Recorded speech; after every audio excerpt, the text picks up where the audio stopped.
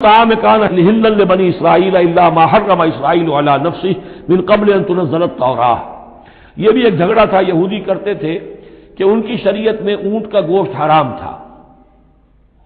حضور نے آ کر جو حرام چیزوں کا اعلان کیا اس میں اونٹ کا گوشت حرام نہیں ہے۔ ان کا اگر شریعت یہ وہی ہے، اگر شریعت موسوی ہے تو یہ تغیر کیسے ہو گیا؟ اس کی حقیقت بتائی ہے کہ تورات کے نزول سے قبل حضرت یعقوب علیہ السلام کو ذاتی جیسے بات ہوتی ہے کہ شاید ناپسند ہے، انہوں نے اونٹ کا گوشت اپنے اوپر حرام کر لیا تھا۔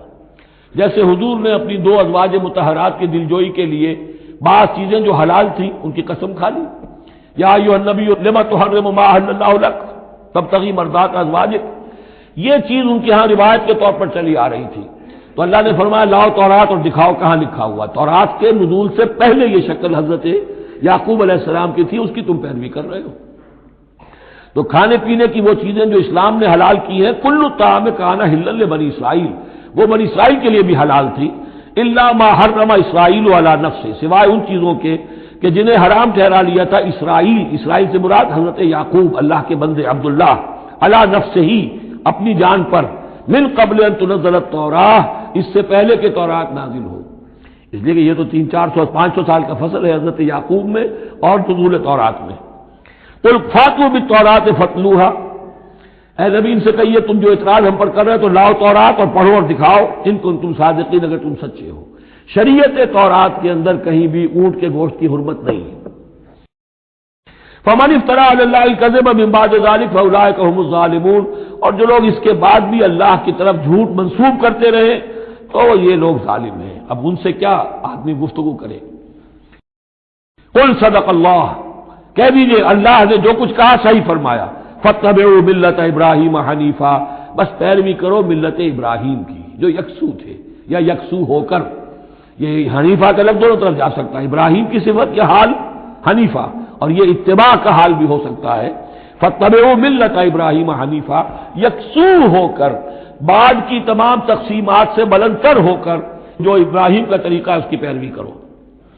وما کان من المشرکین، اور مشرکین میں سے نہیں تھے۔ ان اول بیت وضع للناس الذی ببکہ، یقیناً پہلا گھر جو لوگوں کے لیے بنایا گیا اللہ کی عبادت کے لیے وہ وہی ہے جو بکہ میں ہے۔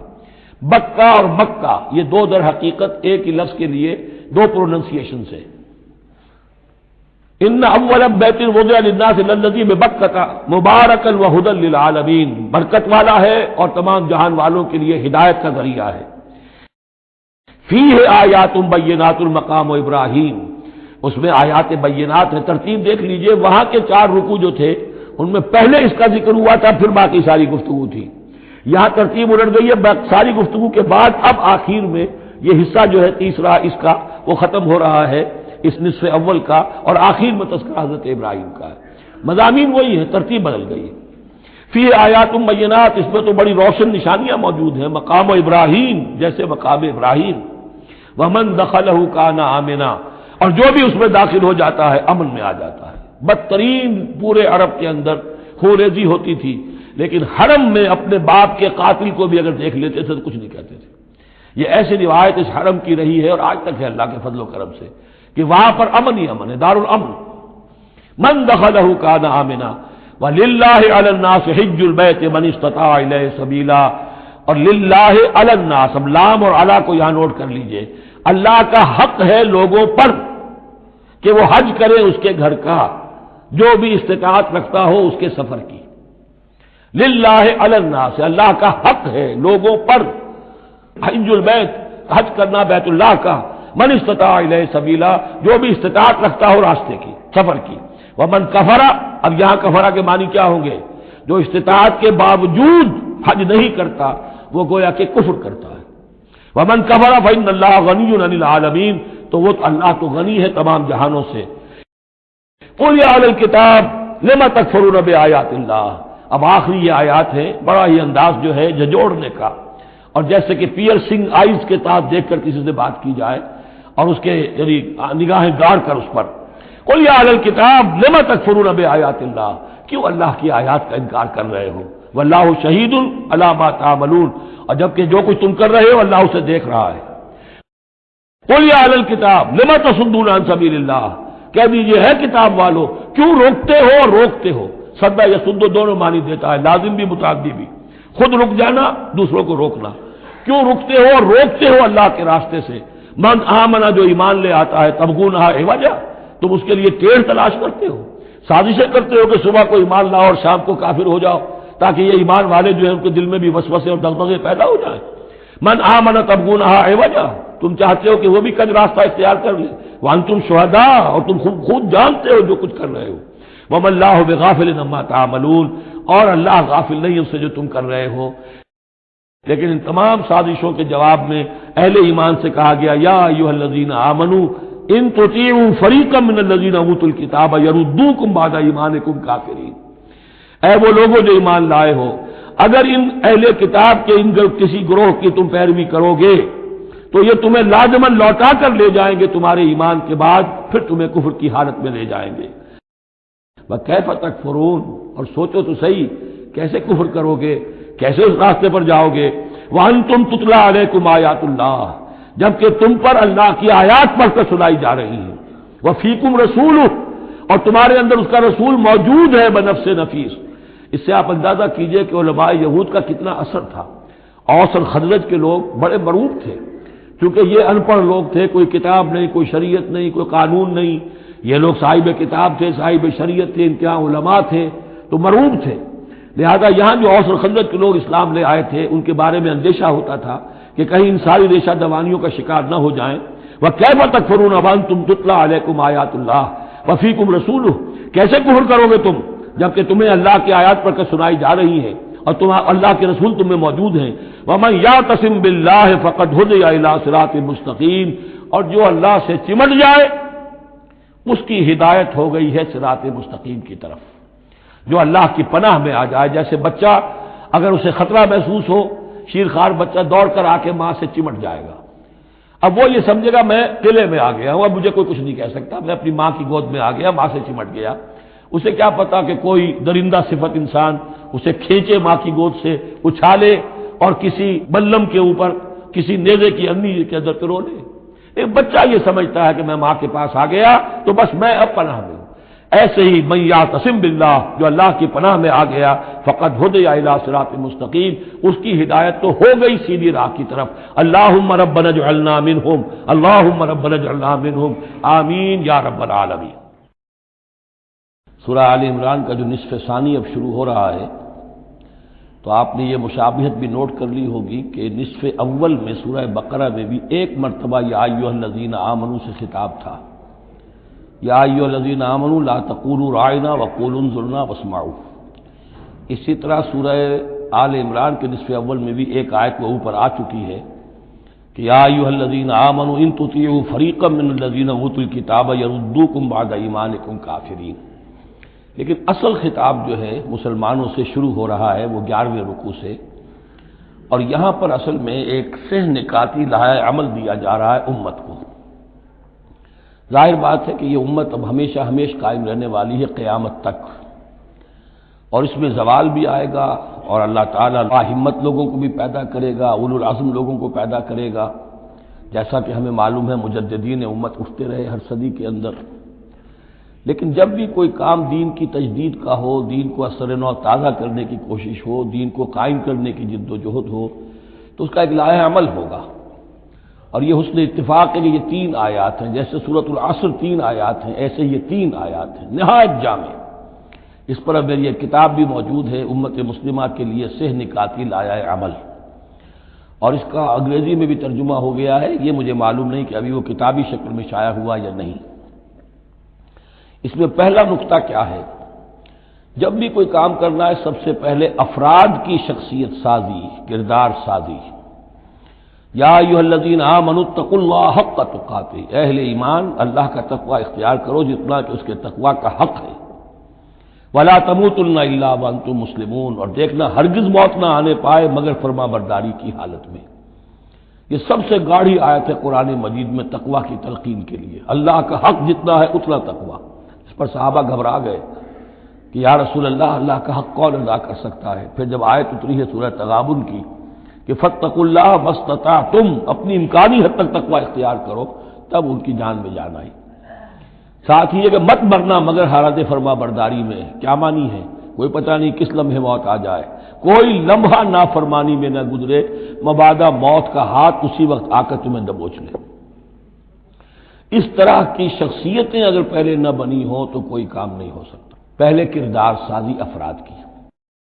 اب جب یہ کردار سازی ہو، دوسرا مرحلہ کیا ہے؟ وَاعْتَصِمُوا بِحَبْلِ اللَّهِ جَمِيعًا وَلَا تَفَرَّقُوا. ایک اجتماعیت اختیار کرو، اللہ کی رسی کو مضبوطی سے تھام لو مل جل کر، اور تفرقے میں مت پڑو. یہاں چونکہ اس سے پہلے جو رکوع ختم ہوا ہے وَمَن يَعْتَصِم بِاللَّهِ، جو اللہ تعالیٰ سے چمٹ جائے، اللہ کی حفاظت میں آ جائے، فَقَدْ هُدِيَ إِلَىٰ صِرَاطٍ مُسْتَقِيمٍ. اور سورہ حج کی آخری آیت میں بھی یہ لفظ آیا ہے فَأَقِیمُوا الصَّلَاةَ وَآتُوا الزَّکَاةَ وَاعْتَصِمُوا بِاللَّهِ. اب اللہ کی حفاظت میں کیسے آئے، اللہ سے کیسے چمٹے؟ اس کے لیے فرمایا وَاعْتَصِمُوا بِحَبْلِ اللَّهِ، اللہ کی رسی سے چمٹ جاؤ، اللہ کی رسی کو مضبوطی سے تھام لو. اور یہ اللہ کی رسی کون سی ہے؟ متعدد احادیث کے ذریعے سے واضح ہوتا ہے کہ یہ ہے قرآن. ایک طرف ہے انسان میں تقویٰ، ایک طرف اس میں علم آنا چاہیے، قرآن کا فہم پیدا ہونا چاہیے، قرآن کے نظریات کو سمجھنا چاہیے، قرآن کی حکمت کو سمجھنا چاہیے. انسانوں میں اجتماعیت جو ہے وہ جانوروں کے گلوں کی طرح نہیں ہو سکتی کہ بھیڑ بکریوں کا ایک بڑا ریوڑ ہے اور ایک چرواہا جو ہے وہ لکڑی لے کر ان کو سب کو ایک ڈسپلن میں لیے ہوئے ہے.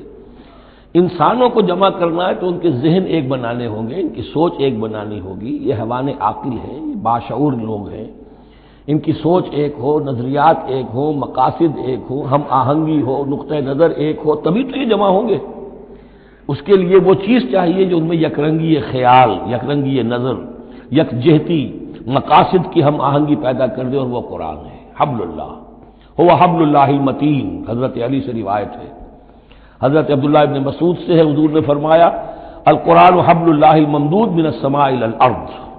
اللہ کی مضبوط رسی ہے جو آسمان اور زمین کے درمیان تنی ہوئی ہے. ایک اور حدیث میں فرمایا فاستبشروا فإن طرفه بأيديكم وطرفه بيد الله. خوشیاں مناؤ، یہ قرآن ایسی شے ہے کہ جس کا ایک سرا تمہارے ہاتھ میں، ایک سرا اللہ کے ہاتھ میں. تو تقرب الی اللہ کا ذریعہ بھی قرآن، اور آپس میں تمہیں جوڑ کر رکھنے کا ذریعہ بھی قرآن. یہی وجہ ہے کہ ہماری ساری یہ تحریک جو ہے میری، اس کا اصل جو منبع ہے، سرچشمہ ہے، اس کا مبنا ہے، مدار ہے، وہ دعوت رجوع القرآن. پوری زندگی میں نے اپنی الحمدللہ کھپائی ہے اس کام میں، اور اسی کے ذریعے سے انجمن خدام القرآن اور قرآن اکیڈمیز، پھر 1 ایئر کورس. نوجوان جو ہیں، تعلیم یافتہ لوگ ہیں، وہ پی ایچ ڈی بھی کر چکے ہیں، وہ ڈاکٹر بھی بن گئے ہیں، وہ انجینئر بھی ہیں، لیکن قرآن سمجھ نہیں سکتے. وہ آئیں، 1 سال رہیں ہمارے پاس، عربی سیکھیں، قرآن سیکھیں، تاکہ اس پر عمل ہو سکے. تو دوسرا نقطہ ہوا واعتصموا بحبل اللہ جمیعا ولا تفرقوا واذکروا نعمت اللہ علیکم اذ کنتم اعداء. اور ذرا یاد کرو جو اللہ کا انعام تم پر ہوا کہ تم تو ایک دوسرے کے دشمن تھے. فالف بین قلوبکم، تو اللہ نے تمہارے دلوں کے اندر الفت پیدا کر دی. فاصبحتم بنعمتہ اخوانا، تم اللہ کے فضل و کرم سے بھائی بھائی بن گئے. یہ یہاں گویا کہ اولین مخاطب یہاں انصار ہیں. ان کے جو 2 قبیلے تھے اوس اور خزرج، وہ آپس میں لڑتے آ رہے تھے 100 برس سے، خاندانی دشمنیاں چلی آ رہی تھی، قتل کے بعد قتل، ادھر کا قتل ادھر کا قتل. لیکن اب جب یہ ایمان آیا، اللہ کی کتاب آ گئی، محمد رسول اللہ آ گئے، تو اب وہ شیر و شکر ہو گئے، ان کے جھگڑے ختم ہو گئے. اس طرح پورے عرب کے اندر غارت گری ہوتی تھی، اسے دارالامن بنا دیا. وَكُنْتُمْ عَلَىٰ شَفَا حُفْرَةٍ مِّنَ النَّارِ، اور تم تو آگ کے ایک گڑھے کے کنارے تک پہنچ گئے تھے، بس اس میں گرنے والے تھے. فَأَنْقَذَكُم مِّنْهَا، تو اللہ نے اس سے تمہیں نکال لیا اور بچا لیا. كَذَٰلِكَ يُبَيِّنُ اللَّهُ لَكُمْ آيَاتِهِ لَعَلَّكُمْ تَهْتَدُونَ. اس طرح اللہ تعالیٰ اپنی آیات تمہارے لیے واضح کر رہا ہے تاکہ تم راہ پاؤ، صحیح راہ پر قائم رہو. یہ 2 نقطے ہو گئے. پہلے افراد کے کردار کی تعمیر، تقویٰ اور تابعداری، فرما برداری. پھر جمعیت، تنظیم، جماعت، اور اس کے لیے جو مانوی جو محور ہے اس تنظیم کا، وہ مانوی محور کیا ہے؟ قرآن مجید. حبل اللہ احتسامش کن کہ حبل اللہ اوست، مضبوطی سے تھامو. اس کو علامہ اقبال کہتے ہیں قرآن کو. حبل اللہ یہ ہے. اب یہ جو حبل اللہ، اور جو اس کے لیے ظاہری شکل بنے گی وہ بھی اس صورت میں ہم پڑھ چکے ہیں، من انصاری اللہ، کہ کوئی اللہ کا بندہ کھڑا ہو اور کہے کہ میں تو اس راستے پر چل رہا ہوں، اب کون ہے جو میرے ساتھ آتا ہے اور میرا مددگار بنتا ہے. اب ایسی جمعیت جو وجود میں آئی وہ کیا کرے گی؟ یہ تیسری آیت اہم ترین ہے. وَلْتَكُن مِّنكُمْ أُمَّةٌ يَدْعُونَ إِلَى الْخَيْرِ وَيَأْمُرُونَ بِالْمَعْرُوفِ وَيَنْهَوْنَ عَنِ الْمُنكَرِ سے نکاتی پھر آ گیا۔ تیسرے میں تین کام، یہ جماعت کے کرنے کے کام صرف تین ہیں، دعوت خیر، دعوت الی الخیر، اور سب سے بڑا خیر یہ قرآن ہے۔ یامرون بالمعروف، نیکی کا حکم دیتے رہیں، وینہون عن المنکر، اور بدی سے روکتے رہیں، واولئک هم المفلحون، اور یہی لوگ ہیں جو فلاح پانے والے ہیں۔ ولتکن منکم امۃ، تم میں سے ایک ایسی امت وجود میں آنی چاہیے، منکم ہے گویا کہ ایک بڑی امت ہے امت مسلمہ، وہ تو اب 150 کروڑ ہے یا 140 یا 130 کروڑ ہے، سوئے ہوئے ہیں، اپنے منصب کو بھولے ہوئے ہیں، دین سے دور ہیں، تو اب اس امت کے اندر چھوٹی امت بنے، ایک جماعت بنے، وہ جماعت اپنے ذمے یہ کام لے لے، جاگو اور جگاؤ، جو ہمدرد کا ایک جو نعرہ ہے کہ اب جاگو اور جگاؤ، اللہ نے تمہیں جاگنے کی صلاحیت دے دی، اب اوروں کو جگاؤ، اور اس کے لیے طاقت فراہم کرو، ایک جماعت بناؤ۔ وَلْتَكُن مِّنكُمْ أُمَّةٌ يَدْعُونَ إِلَى الْخَيْرِ وَيَأْمُرُونَ بِالْمَعْرُوفِ وَيَنْهَوْنَ عَنِ الْمُنكَرِ وَأُولَٰئِكَ هُمُ الْمُفْلِحُونَ، یہی لوگ فلاح پانے والے ہیں۔ وہ بڑی امت کروڑوں کی جو ہے، جو یہ کام نہیں کرتی، وہ فلاح کی امید میں اگر ہے اور نجات کی امید میں ہے تو ایک امید موہوم ہے، فلاح پانے والے صرف یہ لوگ ہوں گے، اولئک هم المفلحون۔ اب اسی میں آگے چل کر میں نے جو منہج انقلاب نبوی ہے اس میں یہ بات واضح کی ہے کہ جب کوئی انقلاب کے لیے آخری اقدام ہوگا وہ بھی نہی عن المنکر بالید، اس لیے کہ حدیث میں حضور نے نہی عن المنکر کے 3 مرتبے بیان کیے ہیں۔ ابو سعید خدری رضی اللہ عنہ سے روایت ہے، من رأى منكم منكرا فليغيره بيده فإن لم يستطع فبلسانه فإن لم يستطع فبقلبه وذلك أضعف الإيمان، رواہ مسلم رحمہ اللہ۔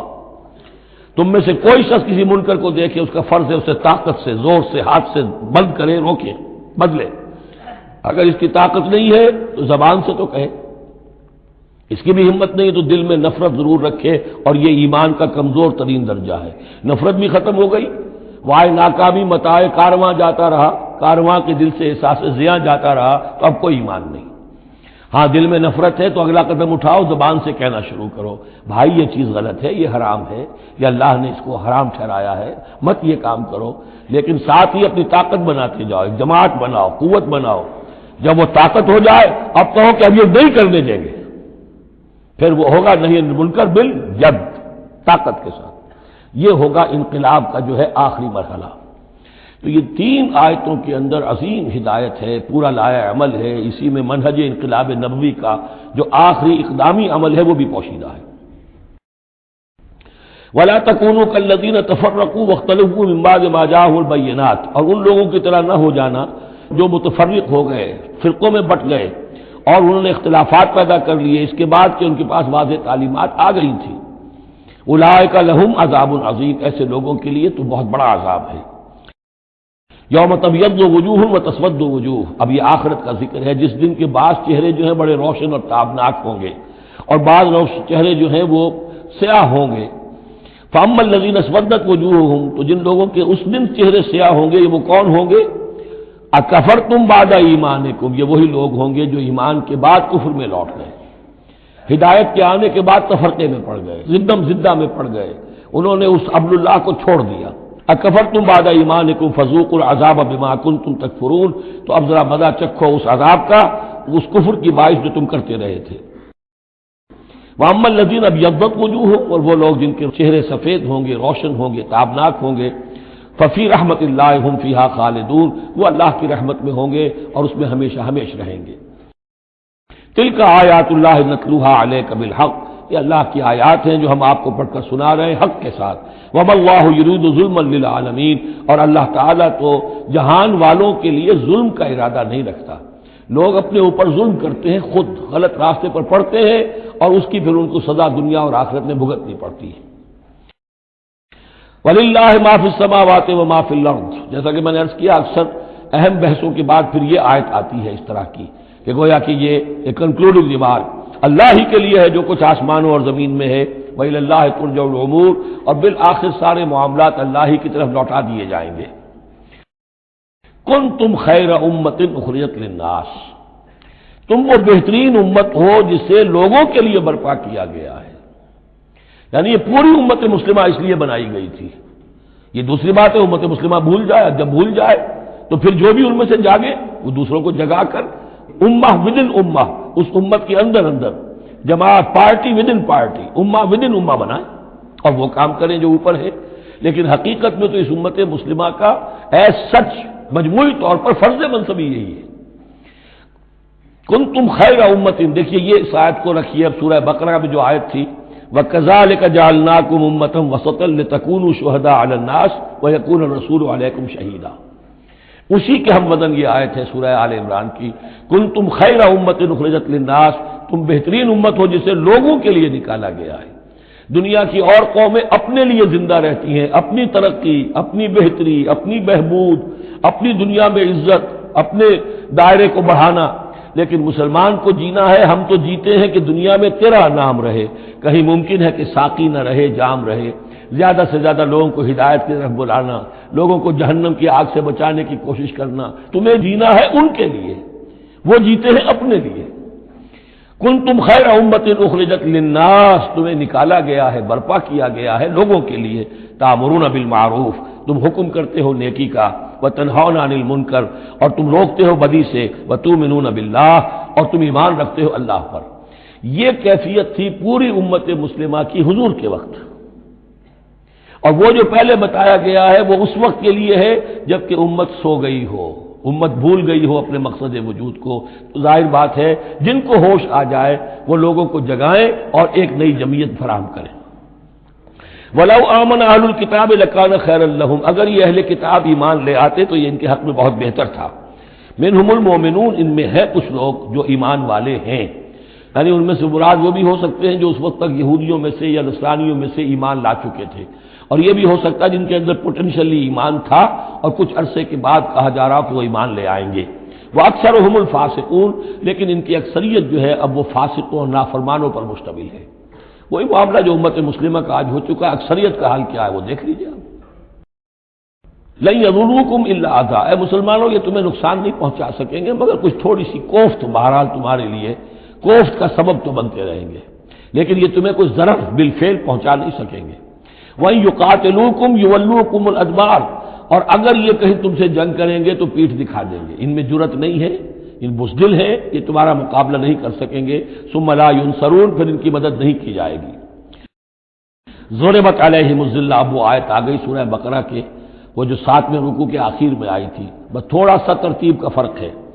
ضُرِبَتْ عَلَيْهِمُ الذِّلَّةُ أَيْنَمَا ثُقِفُوا، ان کے اوپر ذلت تھوپ دی گئی ہے، مسلط کر دی گئی ہے جہاں بھی پائے جائیں، الا بحبل من اللہ وحبل من الناس، سوائے یہ کہ اللہ کا کوئی سہارا انہیں ہو، کسی وقت اللہ انہیں سہارا دے دے، یا ان کا سہارا بن جائیں لوگ، جیسے آج پوری عیسائی دنیا ان کا سہارا بنی ہوئی ہے۔ اسرائیل قائم ہے تو اپنے بل پر نہیں، پوری عیسائی دنیا کی سپورٹ پر قائم ہے۔ ابھی جو یہ جنگ ہوئی تھی خلیج کی جنگ، تو جو اس کا کمانڈر ان چیف تھا، اس کا وہ نام میرے ذہن سے اس وقت اتر رہا ہے، اس نے صاف کہہ دیا تھا، اس لیے کہ فوجی لوگوں کی زبان سے نکل جاتا ہے، جن کے منہ سے نکل جاتی ہے، جن کے منہ سے سچی بات مستی میں، فقیہ مصلحت بھی سے وہ رند بادہ خار اچھا، انہیں صاف کہہ دیا تھا یہ پوری جنگ ہم نے اسرائیل کے تحفظ کے لیے لڑی ہے۔ کس قدر خونریزی ہوئی ہے، صرف اسرائیل کا تحفظ پیش نظر تھا، تو یہ ساری سپورٹ ان کی ہے۔ ضُرِبَتْ عَلَيْهِمُ الذِّلَّةُ أَيْنَمَا ثُقِفُوا إِلَّا بِحَبْلٍ مِّنَ اللَّهِ وَحَبْلٍ مِّنَ النَّاسِ وَبَاءُوا بِغَضَبٍ مِّنَ اللَّهِ، اور یہ اللہ تعالیٰ کا غضب جو ہے اور غصہ انہوں نے حاصل کر لیا ہے۔ وَضُرِبَتْ عَلَيْهِمُ الْمَسْكَنَةُ، اور ان کے اوپر کم ہمتی مسلط کر دی گئی ہے۔ ذَلِكَ بِأَنَّهُمْ كَانُوا يَكْفُرُونَ بِآيَاتِ اللَّهِ، جو کہ تم وہی الفاظ آ رہے ہیں، اور اللہ تعالیٰ تو ظالم نہیں ہے، ان کا یہ حشر اس لیے ہوا ہے کہ یہ اللہ تعالیٰ کی آیات کا انکار کرتے رہے۔ وَيَقْتُلُونَ الْأَنبِيَاءَ بِغَيْرِ حَقٍّ، اور انبیاء تک کو قتل کرتے رہے ناحق۔ ذَلِكَ بِمَا عَصَوْا وَكَانُوا يَعْتَدُونَ، اور یہ ہوا اس لیے کہ انہوں نے نافرمانی کی روش اختیار کی اور حدود سے تجاوز کیا۔ لیسوا سواء، پھر وہی بات جو میں عرض کر چکا ہوں، یہ سب کے سب برابر نہیں ہیں، ان میں سے اچھے بھی ہیں برے بھی ہیں۔ من اہل الکتاب امۃ قائمۃ یتلون آیات اللہ آناء اللیل وہم یسجدون، اہل کتاب میں ایسے لوگ بھی ہیں جو کھڑے رہنے والے لوگ ہیں، سیدھے راستے پر ہیں، اللہ کی آیات پڑھتے رہتے ہیں رات کے اوقات میں اور سجدہ بھی کرتے ہیں۔ خاص طور پر چونکہ یہاں اہل کتاب کا لفظ آ رہا ہے، جو عیسائی راہب تھے حضور کے زمانے میں، ان پر کثیر تعداد جو ہے وہ اس کردار کی حامل تھی۔ انہی میں سے ایک بحیرہ راہب تھا جس نے بچپن میں حضور کو پہچان لیا تھا، تو تو ان میں ایسے لوگ موجود تھے. یقیناً کوئی چھپے ہوئے ہوں گے یہود میں بھی، لیکن اکثر و بیشتر یہود میں سے یہ کردار ختم ہو چکا تھا، بہت ہی چند لوگ، لیکن عیسائیوں میں بکثرت موجود تھے. یؤمنون باللہ والیوم الآخر، وہ ایمان رکھتے ہیں اللہ پر اور یوم آخر پر. وَيَأْمُرُونَ بِالْمَعْرُوفِ وَيَنْهَوْنَ عَنِ الْمُنکر، نیکی کا حکم دیتے ہیں، بدی سے روکتے ہیں. وَيُسَارِعُونَ فِي الْخَيْرَاتِ، اور نیکیوں میں ایک دوسرے سے آگے نکلنے کی کوشش کرتے ہیں. وَأُولَٰئِکَ مِنَ الصَّالِحِینَ، اور یقیناً یہ صالحین میں سے ہیں. وَمَا يَفْعَلُوا مِنْ خَيْرٍ فَلَنْ يُكْفَرُوهُ، جو خیر بھی یہ کریں گے تو اس کی ناقدری نہیں کی جائے گی. واللہ علیم بالمتقین، اللہ تعالیٰ اپنے ایسے متقی بندوں سے واقف ہے. ان الذین کفروا لن تغنی عنہم اموالهم ولا اولادهم من اللہ شیئا، اس کے برعکس جو لوگ کفر پر اڑ جائیں گے ان کے کام نہیں آ سکیں گے، نہ ان کے اموال نہ ان کے اولاد اللہ سے بچانے میں کچھ بھی. واولئک اصحاب النار، وہ جہنمی ہیں، ہم فیہا خالدون، اسی میں رہیں گے. مثل ما ينفقون في هذه الحیات الدنیا كمثل ريح فيها سر اصابت حرث قوم ظلموا انفسهم فاهلكت. اب یہ جو جنگیں کر رہے تھے قریش مکہ، تو ظاہر بات ہے کہ وہ بھی انفاق کرتے تھے. فوج تیار کرنی ہے، اونٹ چاہیے، سواریاں چاہیے، ہتھیار چاہیے، تو خرچہ کرتے تھے نا. اب یہ اس کی طرف اشارہ ہے کہ یہ لوگ جو دنیا کی زندگی میں کچھ خرچ کرتے ہیں، یا تو دین کی مخالفت کے لیے، یا اپنے جی کو ذرا جھوٹی ایک تسلی دینے کے لیے کہ ہم کچھ نہ کچھ صدقہ خیرات بھی کرتے ہیں، چاہے ہمارا کردار کتنا ہی گر گیا ہو. تو ان کے انفاق کی مثال ایسی ہے کہ مثل ریح فیہا سر، کہ جیسے ایک زوردار آندھی ہو جس میں پالا ہو، بہت ٹھنڈ ہو. اصابت حرث قوم، وہ کسی قوم کی کھیتی کو آ پڑے. ظلموا انفسهم، جنہوں نے اپنی جان پر ظلم کیا، فاہلکت ہو، اور اس سب کو تباہ و برباد اور تہس نہس کر کے رکھ دے. یعنی ان کی یہ نیکیاں، ان کا یہ انفاق، ان کی یہ جد و جہد، یہ سب کی سب بالکل ضائع ہو جانے والی ہے، ہفت ہو جانے والی نیکیاں، اور ضائع جانے والی ان کی ساری مساعی اور دوڑ دھوپ.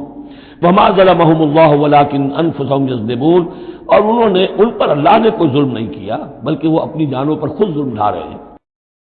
یا ایھا الذین آمنوا لا تتخذوا بطانۃ من دونکم، اہل ایمان مت بناؤ اپنے بھیدی اپنے سوا کسی کو، یعنی رازدار نہ بناؤ سوائے کسی مسلمان کے جس کے بارے میں اطمینان ہو، صاحب ایمان ہے، اس کے علاوہ کسی اور شخص کو اپنا بھیدی نہ بناؤ.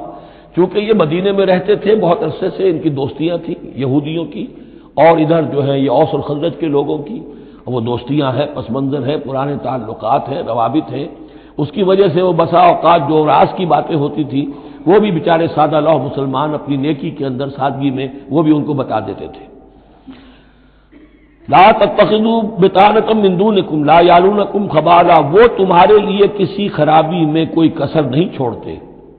ودوا ما عنتم، انہیں پسند ہے وہ چیز جو تمہیں تکلیف میں ڈالے، مشقت میں ڈالے. قد بدت البغضاء من افواہہم، ان کی جو دشمنی ہے تم سے وہ ان کے منہوں سے بھی ظاہر ہو چکی ہے. ان کا کلام ایسا ہوتا ہے، آتش برساتے ہیں زبان سے. وما تخفی صدورہم اکبر، اور جو کچھ زبان سے ظاہر ہوتا ہے وہ تو پھر بھی کم ہے، ان کے دلوں کے اندر جو آگ بھڑک رہی ہے دشمنی کی اور حسد کی، وہ اس سے کہیں بڑھ کر ہے. قد بینا لکم الآیات ان کنتم تعقلون، ہم نے تمہارے لیے اپنی آیات کو واضح کر دیا ہے اگر تم عقل سے کام لو. یعنی باز آ جاؤ، اپنے اس طرز عمل کو دیکھو. ہاں تم اولئک تحبونہم، تمہارا حال تو یہ کہ تم ان سے محبت کرتے ہو، شرافت ہے تمہاری، سادہ لوحی ہے، پرانے تعلقات ہیں، ان تعلقات کو تم نبھانا چاہتے ہو. ولا یحبونکم، لیکن جان لو وہ تم سے محبت نہیں کرتے. وتؤمنون بالکتاب کلہ، اور تمہاری شان یہ کہ تم پوری کتاب کو مانتے ہو، تم تورات کو بھی مانتے ہو، انجیل کو بھی مانتے ہو. یہ نصیب من الکتاب، کتاب ہی کا ایک حصہ تھا تورات، کتاب ہی کا ایک حصہ اللہ تعالیٰ کی اس قدیم کتاب جو ام الکتاب میں سے ہی پھر یہ انجیل آئی ہے، اسی ام الکتاب سے پھر قرآن مجید کامل آیا ہے. تو تم تو مانتے ہو پوری کتاب کو. وَإِذَا لَقُوكُمْ قَالُوا آمَنَّا، اور جب یہ تم سے ملتے ہیں تو کہتے ہیں کہ ہم بھی مومن ہیں، ہم بھی مانتے ہیں، بات ٹھیک ہے آپ کی. وَإِذَا خَلَوْا، جب وہ علیحدگی میں ہوتے ہیں، خلوت میں ہوتے ہیں، عَضُّوا عَلَيْكُمُ الْأَنَامِلَ مِنَ الْغَيْظِ، تو اب تم پر غصے کی وجہ سے اپنی انگلیاں چباتے ہیں. عَضَّ يَعُضُّ، انگلیاں کاٹنا غصے کہ اب کچھ پیش نہیں جا رہی، اور اسلام کا جو ہے معاملہ اور آگے سے آگے بڑھتا جا رہا ہے، لیکن یہ کہ اس کے غصے میں پیچ و تاب کھاتے ہیں، اپنی انگلیاں چباتے ہیں. قل موتوا بغیظکم، ان سے کہو کہ مرو اپنے اس غصے میں، غم میں، اپنے جذبات میں. ان اللہ علیم بذات الصدور، یقیناً اللہ تعالیٰ جو کچھ سینوں کے اندر مضمر ہے اس سے بھی واقف ہے۔ ان تمسسکم حسنۃ تسؤہم، اگر تمہیں اے مسلمانوں کوئی بھلائی پہنچ جائے، کوئی خیر ہو جائے، تمہیں کہیں فتح نصیب ہو جائے، انہیں بری لگتی ہے۔ وَإِن تُصِبْكُمْ سَيِّئَةٌ يَفْرَحُوا بِهَا، اور اگر تمہیں کوئی تکلیف پہنچے، کہیں کوئی زخم پہنچ جائے، کوئی عارضی طور پر شکست کہیں ہو جائے، جیسے احد میں ہو گئی تھی، تو بڑے خوش ہوتے ہیں، شادیانے بجاتے ہیں۔ وَإِن تَصْبِرُوا وَتَتَّقُوا، لیکن یہ کہ اگر تم صبر کرتے رہو اور تقوی کی روش اختیار کرو، لَا يَضُرُّكُمْ كَيْدُهُمْ شَيْئًا، ان کی یہ ساری چالیں تمہیں کوئی مستقل نقصان نہیں پہنچا سکیں گی، لیکن یہ کہ صبر اور تقوی یہ دو چیزیں، وَاسْتَعِينُوا بِالصَّبْرِ وَالصَّلَاةِ، وہی صلاۃ جو ہے اس کی جگہ یہاں لفظ تقوی آ گیا ہے کہ یہ تم اگر کرتے رہو گے تو پھر یہ کہ ان کی ساری سازشیں ناکام ہوں گی بالآخر۔ ان اللہ بما یعملون محیط، جو کچھ یہ کر رہے ہیں اللہ اس کا احاطہ کیے ہوئے ہے، یہ اللہ کے اس دائرے سے جو اللہ نے ایک حد کھینچی ہوئی ہے اس سے آگے نہیں نکل سکتے، بس اس کے اندر اندر اچھل کود کر رہے ہیں، جو بھی ان کی سازشیں وہ ہو رہی ہیں، لیکن یہ کہ اللہ تمہیں ضمانت دے رہا ہے کہ کوئی مستقل تمہیں نقصان یہ نہیں پہنچا سکیں گے۔ اب یہاں سے 6 رکوع میں نے عرض کیا تھا کہ نصف ثانی کو 3 حصوں میں تقسیم سمجھیے، پہلے 2 رکوع مکمل ہو گئے، 11واں اور 12واں، اب 6 رکوع مسلسل چلیں گے غزوہ احد کے حالات پر۔ پہلے وہ غزوہ سمجھ لیجئے کہ تھا کیا۔ غزوہ بدر کا چونکہ تذکرہ ہوگا وہ تو سورہ انفال میں ہم پڑھیں گے، ترتیب مصحف اور ہے، زمانی ترتیب نہیں ہے، ترتیب نزولی نہیں ہے۔ غزوہ بدر میں مسلمانوں کو بہت زبردست اللہ نے فتح دی، کفار مکہ کو بڑی زک پہنچی، 70 بڑے بڑے تقریباً سارے ان کے بڑے سردار مارے گئے۔ ان کے اندر اب جو جلن تھی اور غصہ تھا، اور عرب کا یہ مزاج تھا کہ بدلہ لینا ہے، لہذا 1 سال کے اندر اندر انہوں نے پوری تیاری کی، ساز و سامان جمع کیا 3000 کا لشکر لے کر، اور اب ابو سفیان، ابو جہل تو مارا جا چکا تھا، وہ تھا سردار جو کہ بدر میں آیا تھا فوج لے کر، اب ابو سفیان جو ہیں وہ چونکہ بعد میں ایمان لے آئے، ان کے نام کو تو ہم ادب کے ساتھ ہی لیں گے، اب وہ سردار تھے اس وقت، اور وہ 3000 کا لشکر لے کر آئے، اور اس دفعہ وہ اتنا اہتمام کر کے آئے تھے کہ ہماری فتح یقینی ہے، اپنے بچوں کو خاص طور پہ خواتین کو بھی ساتھ لے کر آئے تاکہ ہمارے اندر غیرت رہے کہ ہماری عورتیں بھی ساتھ ہیں، اگر کہیں میدان سے ہمارے قدم اکھڑ گئے تو ہماری عورتیں جو ہے وہ قبضے میں چلی جائیں گی مسلمانوں کے۔ تو ہند جو تھی اس کی بیوی، ابو سفیان کی بیوی ہند، وہ بھی ایمان لے آئی بعد میں، لیکن عتبہ کی بیٹی تھی، اس کا باپ اور بھائی عتبہ ابن ربیعہ، اور چچا اس کا اور بھائی، یہ 3 جو ہیں بدر میں قتل ہو چکے تھے، مسلمانوں کے ہاتھوں واصل جہنم ہو چکے تھے۔ تو ہند کے سینے کے اندر بھی انتقام کی آگ تھی، باقی تو یہ کہ کوئی گھر بچا ہی نہیں تھا مکے کا جن کا کوئی نہ کوئی آدمی مارا نہ گیا، اور 70 آدمی مارے گئے تھے۔ اب یہ جب لوگ آئے ہیں تو ادھر حضور نے مشورہ کیا صحابہ سے کہ کیا کرنا چاہیے، لشکر آ گیا 3000 کا۔ کچھ لوگوں نے کہا کہ ٹھیک ہے کھل کر مقابلہ کریں گے، ڈٹ کر مقابلہ کریں گے، چلیں گے میدان میں۔ حضور کا اپنا رجحان ادھر تھا کہ یہ صورتحال ایسی ہے کہ ہم اگر مدینے میں محصور رہ کر مقابلہ کریں تو بہتر ہے، لیکن جو لوگ بدر کے بعد ایمان لائے تھے، ایک تو ان کا جوش و خروش تھا، ان کا ہمیں تو شہادت چاہیے، ہمیں آخر اس موت سے کیا ڈر ہے، شہادت ہے مطلوب و مقصود مومن، نہ مال غنیمت نہ کشور کشائی۔ تو حضور نے ان کا لحاظ کرتے ہوئے آپ نے فیصلہ کر دیا ٹھیک ہے ہم میدان میں جائیں گے، کھل کر مقابلہ کریں گے۔ اس پر جب وہ مقابلے میں پہنچ گئے ہیں، آپ لے کر گئے تھے 1000 آدمی باہر، جب آمنا سامنا ہوا ہے تو وہاں عبداللہ ابن ابی یہ کہہ کر اپنے 300 آدمیوں کو لے کے واپس آ گیا۔ اتفاقاً اس کی رائے بھی یہ تھی کہ کھلے میدان میں جنگ مت کرو، بلکہ یہ کہ محصور ہو کر، جو حضور کی رائے تھی وہی اس کی بھی تھی اس وقت، لیکن اس وقت وہ یہ کہہ کر کہ جب ہماری بات نہیں مانی جاتی تو ہم خواہ کیوں اپنی جانیں جو ہے جوکھوں میں ڈالیں، وہ 300 آدمی لے گیا تو رہ گئے صرف 700۔ ان 700 میں سے بھی 2 گھرانے ایسے تھے، بنو حارثہ بنو سلمہ، ان کے قدم بھی تھوڑی دیر کے لیے ڈگمگائے، لیکن پھر ان کو اللہ تعالیٰ نے حوصلہ دیا اور وہ جم گئے، وہ 300 چلے گئے۔ اس کے بعد اللہ نے وعدہ کیا ہوا تھا مدد کا، جنگ ہوئی، مدد آئی اور اللہ نے فتح دے دی، لیکن وہ ایک ڈرا تھا مسلمانوں کی پشت پر پہاڑ میں۔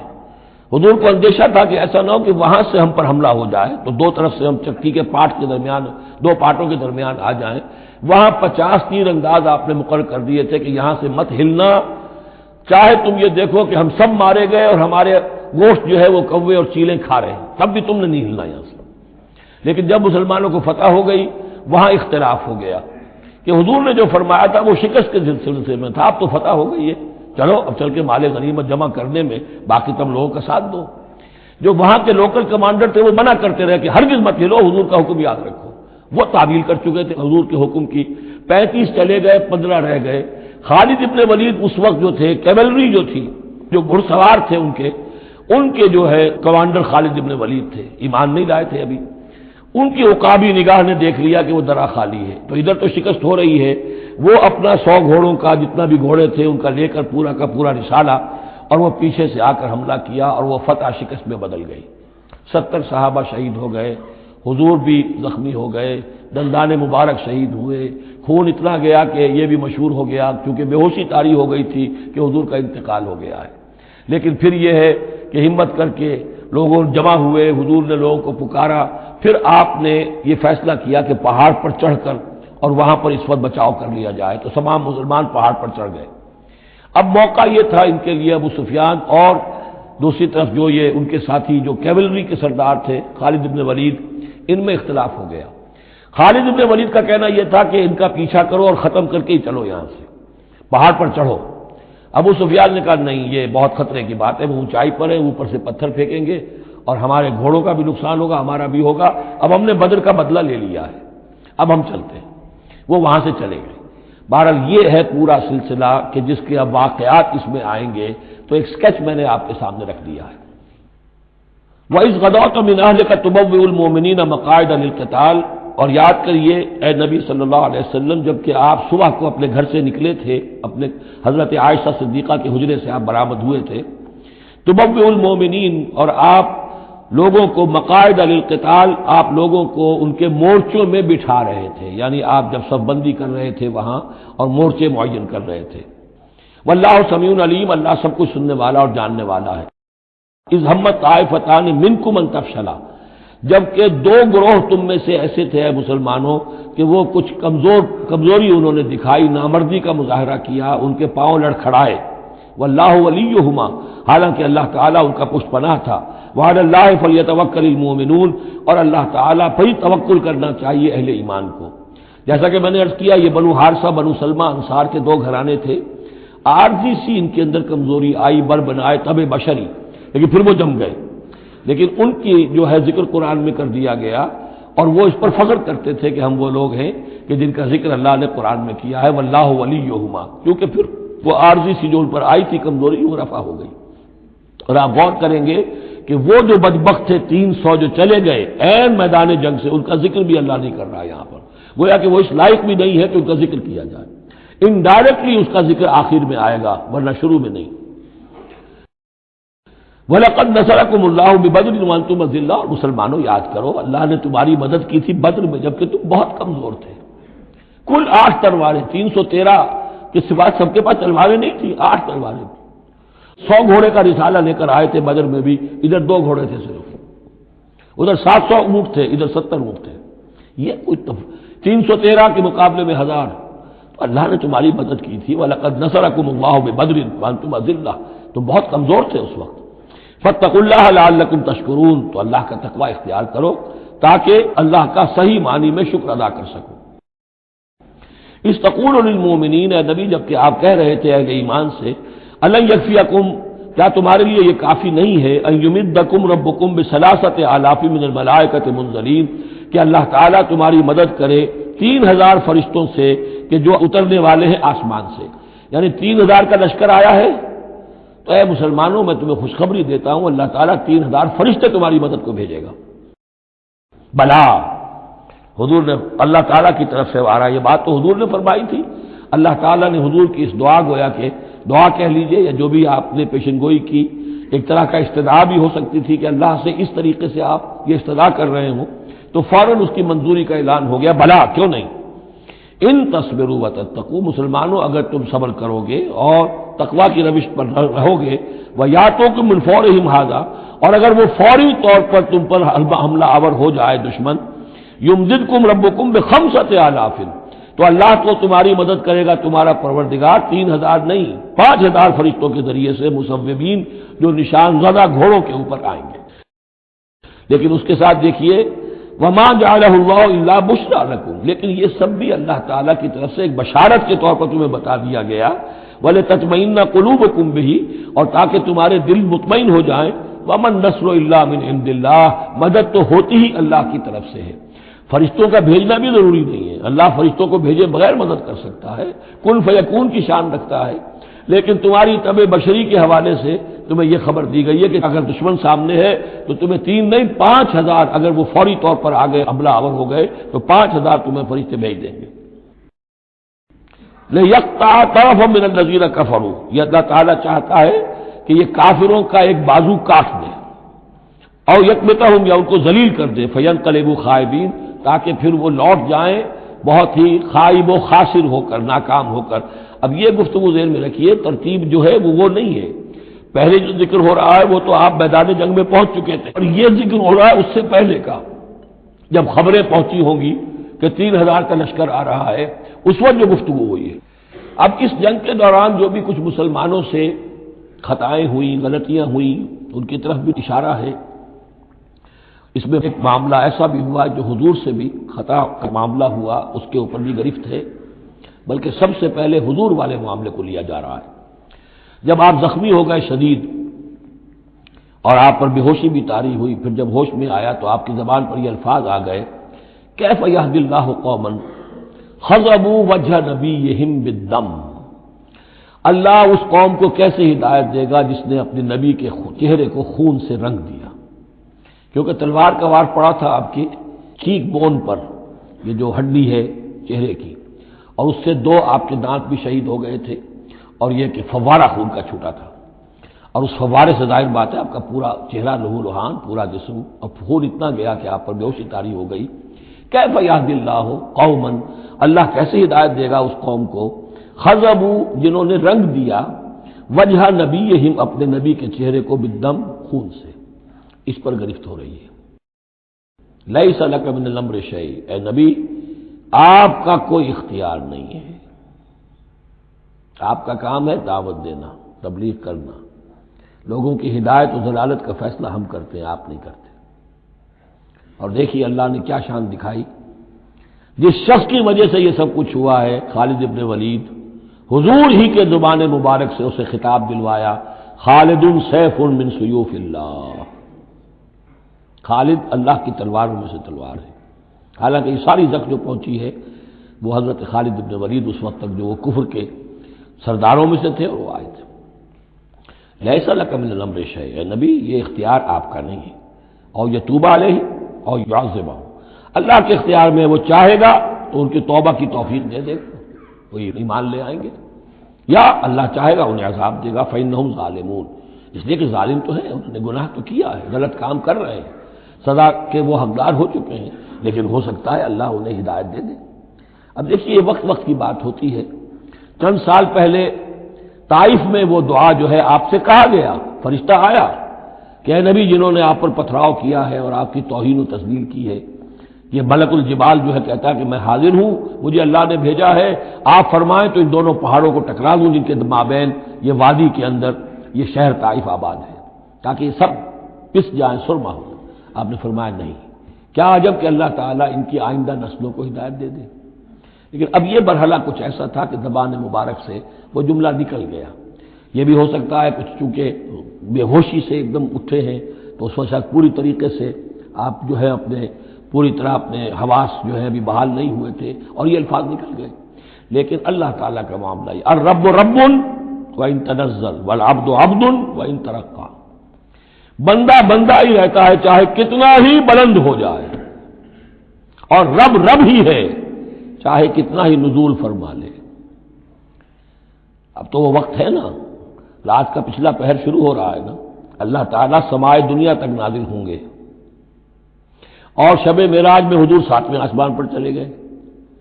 اللہ اس پہلے آسمان پر آ کر بھی رب ہے، اور حضور اس 7ویں آسمان پر پہنچ کر بھی بندے ہیں۔ الرب رب وان تنزل والعبد عبد وان ترقى وللہ ما فی السماوات وما فی الارض، اللہ ہی کے لیے ہے جو کچھ کہ ہے آسمانوں اور زمین میں۔ یغفر لمن یشاء ویعذب من یشاء، وہ جس کو چاہتا ہے بخش دیتا ہے، جس کو چاہتا ہے عذاب دیتا ہے۔ واللہ غفور الرحیم، اللہ غفور الرحیم ہے۔ یا ایھا الذین آمنوا لا تاکلوا الربا اضعافا مضاعفہ، اہل ایمان سود مت کھاؤ دوگنے پر دگنا. یہ جو کمپاؤنڈ انٹرسٹ ہے بڑھتا چڑھتا رہتا ہے، یہ اصل میں پہلی آیت جو ہے سود کی حرمت میں وہ یہ ہے.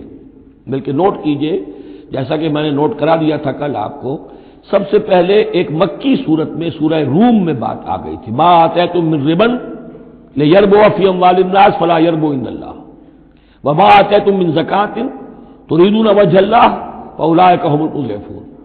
تو انفاق فی سبیل اللہ اور سود کو ایک دوسرے کے مقابلے رکھ کر جو بھی اس سود کے اندر جو قباحت اور شناعت تھی وہ واضح کر دی. جیسے کہ شراب اور جوئے کی جو خرابی تھی اس کو سورۃ البقرہ میں بیان کر دیا تھا. اب یہاں وہ دوسرا آ گیا معاملہ کہ یہ کم سے کم سود کی شرح جو بہت زیادہ، جسے یوجری کہتے ہیں آج کل، یہ سود کے جو ذاتی مسائل کے لیے لیتے ہیں، ہمارے ہاں بھی ایسے سود خور موجود ہیں، بہت ہائی ریٹ آف انٹرسٹ پر وہ دیتے ہیں لوگوں کو قرض اور ان کا خون چوس جاتے ہیں.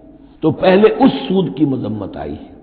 آخری حکم ہے پھر اس سود کا جو بیع کے اندر سود ہے، وہ ہے وہ حکم کہ جو سن 9 میں نازل ہوا، لیکن ترتیب مصحف میں وہ سورہ بقرہ میں ہے. وہ پورا رکوع ہم پڑھ چکے ہیں، اور اس رکوع کی آخری آیت وہ ہے جو قرآن مجید کی آخری آیت ہے ترتیب نزولی میں، واتقوا یوما ترجعون فیہ الی اللہ. یہ کیوں یہاں پر آیت آئی ہے؟ اس لیے کہ محسوس ایسا ہوتا ہے کہ وہ جو 35 تیر انداز وہاں سے چھوڑ کر چلے گئے تھے تو کوئی ان کے تحت الشعور میں مال غنیمت کی کوئی طلب تھی جو نہیں ہونی چاہیے تھی. اس حوالے سے کہ سود خوری جو بھی ہے یہ انسان کے اندر مال سے محبت ایسی پیدا کر دیتی ہے جس کی وجہ سے اس کے کردار کے اندر بڑے بڑے خلا پیدا ہو سکتے ہیں. لہذا یہاں اسی کے حوالے سے یا ایھا الذین آمنوا لا تاکلوا الربا اضعافا مضاعفۃ واتقوا اللہ لعلکم تفلحون، اور اللہ کا تقوی اختیار کرو تاکہ تم فلاح پاؤ. واتقوا النار التی اعدت للکافرین، اس آگ سے بچو، ڈرو اس آگ سے جو کافروں کے لیے تیار کی گئی ہے، بھڑکائی گئی ہے. وَأَطِیعُوا اللَّهَ وَالرَّسُولَ لَعَلَّکُمْ تُرْحَمُونَ، اور اللہ اور اس کے رسول کی اطاعت کرتے رہو تاکہ تم پر رحم کیا جائے. وَسَارِعُوا إِلَىٰ مَغْفِرَةٍ مِّن رَّبِّکُمْ، اور دوڑو اپنے رب کی مغفرت کے حصول کے لیے. وَجَنَّةٍ عَرْضُهَا السَّمَاوَاتُ وَالْأَرْضُ، اور اس جنت کو حاصل کرنے کے لیے جس کا پھیلاؤ آسمانوں اور زمین جتنا ہے. اعدت للمتقین، وہ تیار کی گئی ہے، سنواری گئی ہے، اس کا سنگھار کیا گیا ہے اہل تقوی کے لیے. الذین ينفقون فی السراء والضراء، وہ لوگ جو خرچ کرتے ہیں سود کے مقابلے میں انفاق، یہ تقابل پھر دیکھ لیجیے، جو خرچ کرتے ہیں سرائے خوشی میں بھی، والضراء خود تنگ دست تب بھی کرتے ہیں چاہے تکلیف میں ہیں. والکاظمین الغیظ، اور وہ لوگ جو اپنے غصے کو پی جانے والے ہیں. والعافین عن الناس، اور وہ لوگ جو لوگوں کی خطاؤں سے درگزر کرتے ہیں انہیں معاف کر دیتے ہیں. واللہ یحب المحسنین، اللہ تعالیٰ ایسے محسنین کو پسند کرتا ہے. یہ درجہ احسان ہے، اسلام، ایمان، پھر احسان. والذین اذا فعلوا فاحشۃ او ظلموا انفسهم، اور اگر ان میں سے کبھی کسی سے کوئی غلطی ہو جاتی ہے کہ اگر وہ کر بیٹھے کوئی کھلا گناہ، کوئی بے حیائی کا ارتکاب، یا اپنے اوپر کوئی اور ظلم کر بیٹھے، ذکر اللہ، فوراً انہیں اللہ یاد آ جاتا ہے. فاستغفروا لذنوبہم، تو وہ اللہ تعالیٰ سے استغفار کرتے ہیں. یہ مضمون سورہ نساء میں آئے گا کہ اللہ تعالیٰ نے اپنے اوپر واجب ٹھہرایا ہے کہ جو شخص مسلمان صاحب ایمان کو خطا اس سے ہو جائے اور وہ فوراً توبہ کر لے تو اللہ تعالیٰ جو ہے اس نے اپنے اوپر واجب ٹھہرا لیا ہے کہ اس کی دعا کو ضرور قبول کرے گا. وَمَن يَغْفِرُ الذُّنُوبَ إِلَّا اللَّهُ، اور کون ہے جو معاف کر سکے گناہوں کو سوائے اللہ کے. وَلَمْ يُصِرُّوا عَلَىٰ مَا فَعَلُوا، اور وہ اپنے اس غلط فعل پر اصرار نہیں کرتے. یعنی یہ کہ کرتے چلے جا رہے کرتے چلے جا رہے کرتے چلے جا، موت آ گئی تو اب توبہ کریں گے، تب توبہ نہیں ہے. ایک خطا ہو گئی، جذبات میں ہو گئی، بھول میں ہو گئی، فوراً ہوش آیا، فوراً جو ہے گڑ گڑائے، فوراً توبہ کی، عزم مصمم کیا اللہ دوبارہ نہیں کروں گا، پوری پشیمانی کے ساتھ اللہ کی جناب میں اپنے پورے صمیم قلب کے ساتھ توبہ کی، اللہ اس توبہ کی قبول کرنے کی ضمانت دیتا ہے. اولئک جزاؤہم مغفرۃ من ربہم، یہ وہ لوگ ہیں کہ جن کا بدلہ ہے ان کے رب کی طرف سے مغفرت. وجنات تجری من تحتها الانہار خالدین فیہا، اور وہ باغات کہ جن کے نیچے یا جن کے دامن میں ندیاں بہتی ہوں گی اور وہ اس میں ہمیشہ ہمیش رہیں گے. ونعم اجر العاملین، اور بہت ہی اچھا بدلہ ہے عمل کرنے والوں کے لیے. قد خلت من قبلکم سنن فسیروا فی الارض، تم سے پہلے بھی بہت سی قومیں، بہت سے حالات اور واقعات گزر چکے ہیں. فسیروا فی الارض، تو زمین میں گھومو پھرو، فانظروا کیف کان عاقبۃ المکذبین، اور دیکھو کہ کیسا انجام ہوا ہے جھٹلانے والوں کا۔ جب ان کے قریش کے قافلے جاتے تھے وہ شام کی طرف، تو راستے میں تو جو قوم سمود کا مسکن بھی آتا تھا، وہ بستیاں بھی آتی تھیں جن میں کبھی حضرت لوط نے تبلیغ کی تھی، ان کے جو کھنڈرات تھے، تو یاد کرو کہ ان کے ساتھ کیا کچھ ہوا ہے۔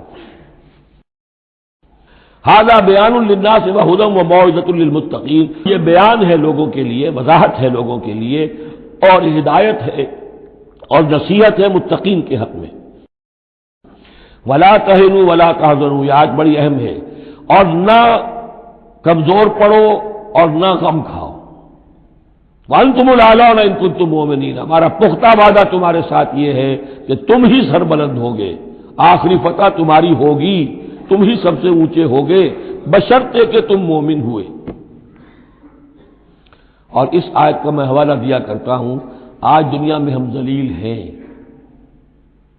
اعلیٰ تو نہیں ہے، بلند تو نہیں ہے، نتیجہ کیا نکلتا ہے؟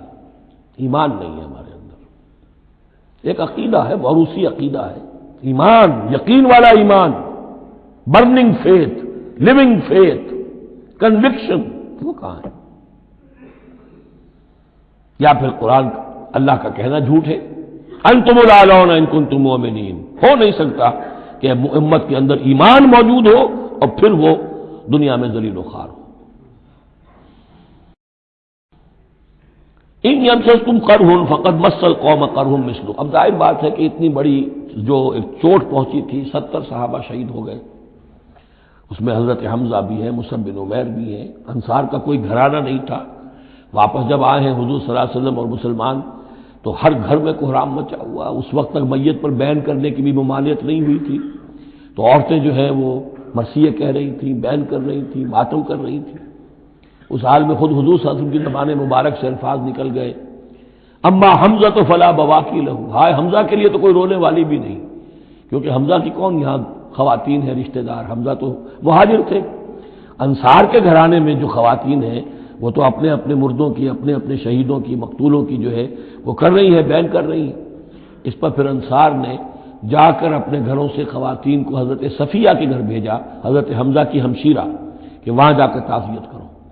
تو بہرحال دکھ تو محمد کو بھی پہنچا ہے صلی اللہ علیہ وسلم، آخر یہ حساس دل تھا آپ کا، پتھر کا کوئی ٹکڑا تو نہیں تھا سینے کے اندر، جو بھی زخم پہنچی ہے۔ یہاں اللہ تعالیٰ اہل ایمان کی دلجوئی کے لیے کہہ رہا ہے کہ اتنے غمگین نہ ہو، اتنے ملول نہ ہو، اتنے دل گرفتہ نہ ہو۔ ان یمسسکم قرح، اگر تمہیں کوئی چرکا لگا ہے اب، فقد مس القوم قرح مثلہ، تو تمہارے دشمن کو اس جیسا ہی چرکا لگ چکا ہے کہ نہیں؟ 1 سال پہلے ان کے 70 مارے گئے تھے کہ نہیں؟ وَتِلْكَ الْأَيَّامُ نُدَاوِلُهَا بَيْنَ النَّاسِ، اور یہ تو دن ہیں جن کو ہم لوگوں میں الٹ پھیر کرتے رہتے ہیں، اونچ نیچ، ایک سی کیفیت ہم نہیں رکھتے۔ وَلِيَعْلَمَ اللَّهُ الَّذِينَ آمَنُوا، اور یہ اس لیے ہوتا ہے کہ اللہ دیکھ لے کہ کون حقیقتاً مومن ہے، اس لیے کہ امتحان نہ آئے، آزمائش نہ آئے، تکلیف نہ آئے، قربانی نہ دینی پڑے، کوئی زک نہ پہنچے، تو سبھی مومن ہیں پھر تو۔ وہ تو پتہ چلتا ہے کہ کون ثابت قدم رہا، کس نے اپنا سب کچھ لگا دیا، کس نے صبر کیا، تو اللہ تعالیٰ جاننا چاہتا ہے، دیکھنا چاہتا ہے۔ وَلِيَعْلَمَ اللَّهُ الَّذِينَ آمَنُوا وَيَتَّخِذَ مِنكُمْ شُهَدَاءَ، اللہ چاہتا ہے تم میں سے کچھ کو مقام شہادت عطا کرے، اپنی گواہی کے لیے قبول کر لے انہیں۔ وَاللَّهُ لَا يُحِبُّ الظَّالِمِينَ، اللہ ظالموں کو پسند نہیں کرتا۔ اگر تمہیں تکلیف پہنچی اس کا یہ مطلب نہیں ہے کہ اللہ تعالیٰ نے کفار کی مدد کی ہے اور کفار کو پسند کیا، معاذ اللہ۔